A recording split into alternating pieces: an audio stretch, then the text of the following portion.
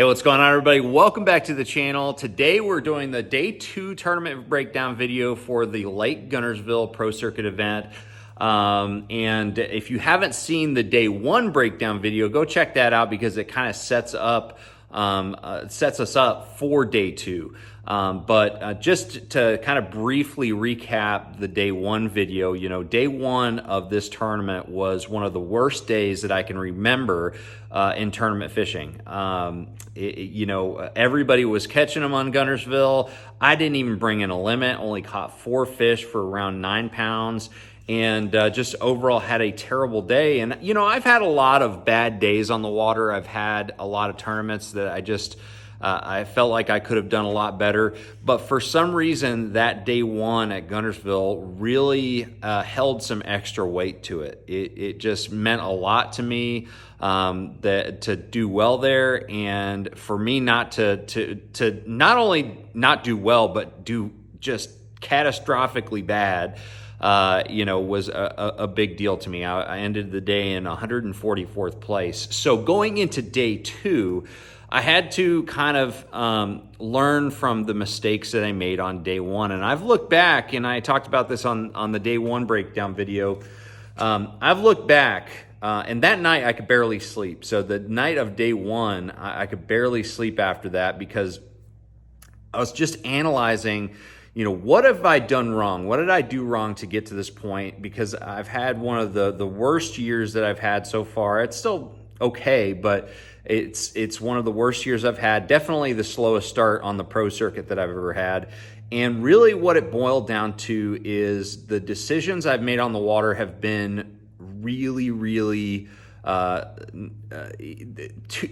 been moving too quickly and trying too many things that aren't my own ideas or my wheelhouse. And really what that comes down to is listening to information. I've made more friends on tour, in the last couple of years than I've ever had. And of course, we all talk. We love talking fishing, and we love giving advice to people that we know and trust. And so I've been utilizing some of that information in my fishing. And instead of helping, what I've found is that it's actually kind of blown up in my face and gone the opposite direction, where I'm just not making good, solid decisions based on my own experiences on the water. I'm doing it based on what would that guy do in that situation, or what did he say about this bite? That I need to go check out that pattern. That sort of mindset is really dangerous in tournament fishing. So that's what happened on day 1. A lot of what happened on day 1, a lot of it had nothing to do with information. It just had to do with not understanding the timing on Guntersville in that particular day. But in day 2, to kind of overcome the fact that I had moved around too much in the first day, I wanted to just focus on something I know very well, flipping and pitching.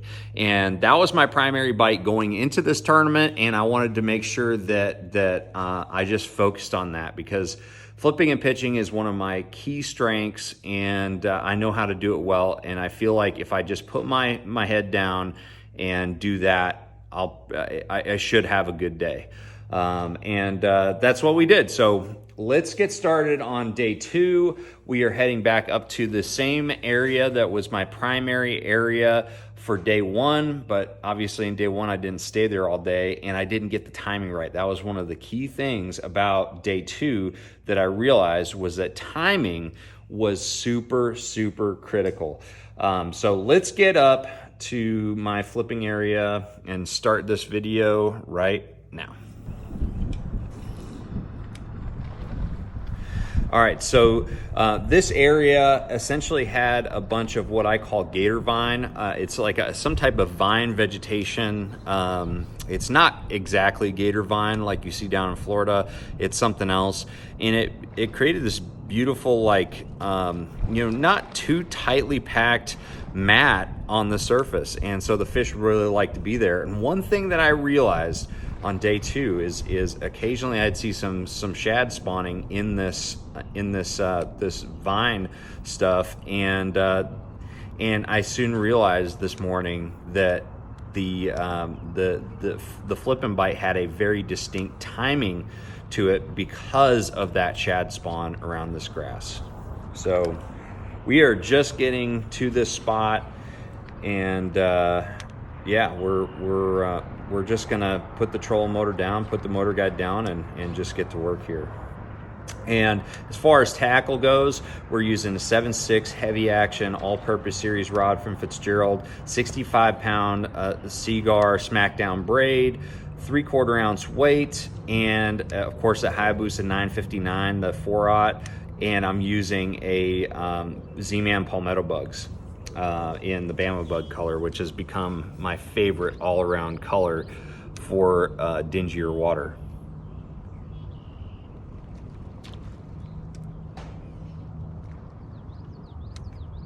So I had fished this spot in the morning and the afternoon of day one. Well, actually, the morning of day one, I was on the other side of the river from here, and then came to this area in the afternoon. And I didn't do any good, and I realized that was because the timing was off. But we'll talk a little bit more about that in a little bit.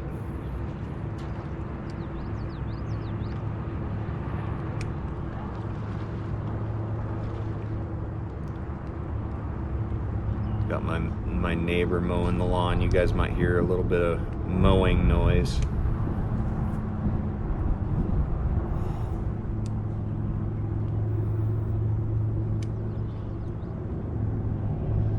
I guess I forgot how long I left just random fishing in this clip. You know, and at this point I hadn't had a bite yet.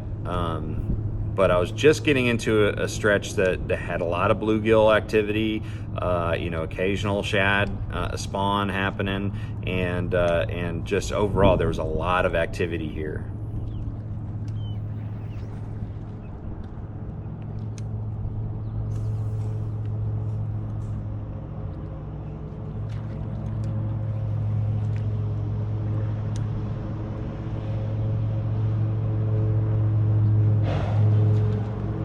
He's getting after it out there.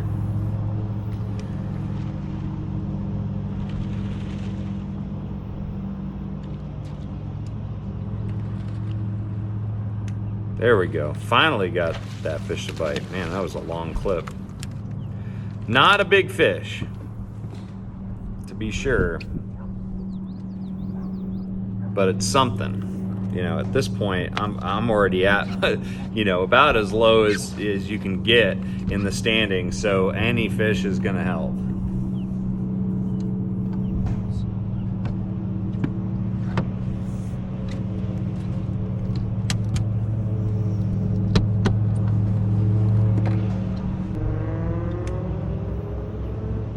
All right, so this is the same stretch of mat. You know, I found early on that there was a certain mat that definitely had the majority of the fish in it, and this one, this is it right here. It's probably, you know, I don't know, 200 feet long, and was just a little bit thicker than the surrounding mats.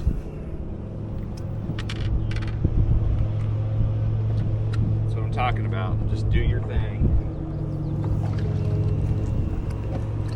Let's catch 20 pounds.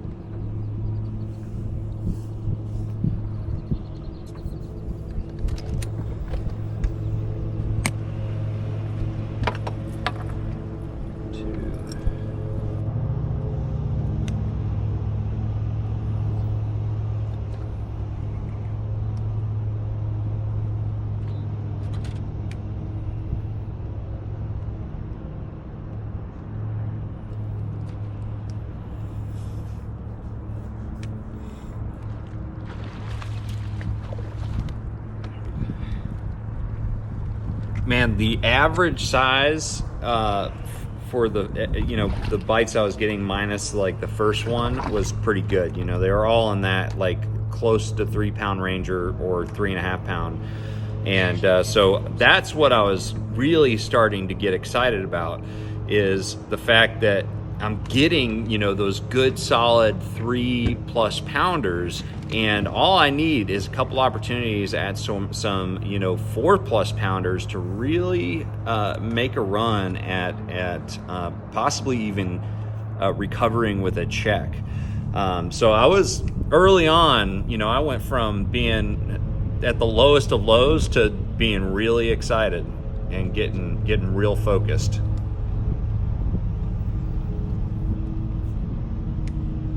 This one right here, I was not prepared for. You could see the butt of my rod is right at the top of my chest there, not where I wanted it to be. I ended up having a pretty big bruise after that one, but you know, after setting the hook, man, you just got to keep pressure. You can't really resituate that rod tip or that rod butt while you're in the moment. But look at this fish right here. You know, this fish and all these fish that you're seeing are a testament to why I switched from a straight shank flipping hook to an EWG like the WRM 959 from Hayabusa. It just keeps them pegged.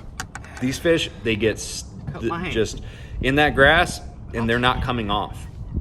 Straight shank, I probably would have lost at least a quarter of the fish that I got to bite that day just because of the hook. So that's the reason why I switched, and man, it's been paying huge dividends over the last 4 years. Almost 12 pounds.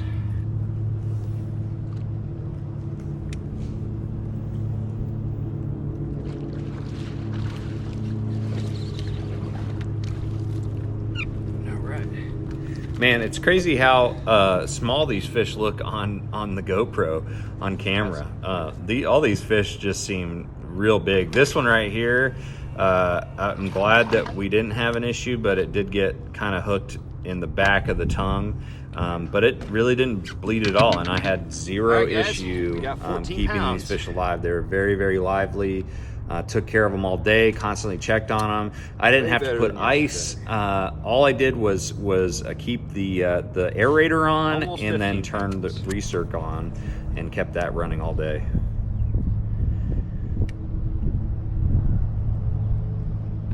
Oh man, I remember this moment. This fish was going crazy. Yes. I was so pumped at this point. That was crazy. 5.5 pounder right there.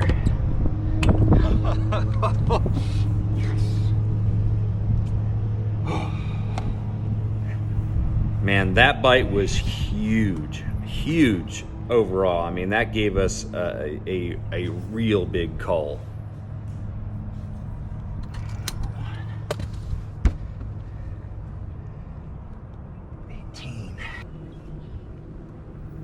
And so this is the afternoon. At 8:40, I had ate 18 pounds, and I never made another call for another 4 hours.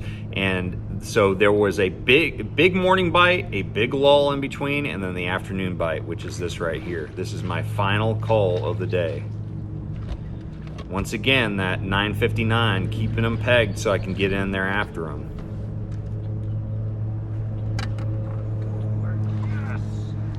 Yes. Yes. Yes. 4 pounder. 4 pounder. Yes.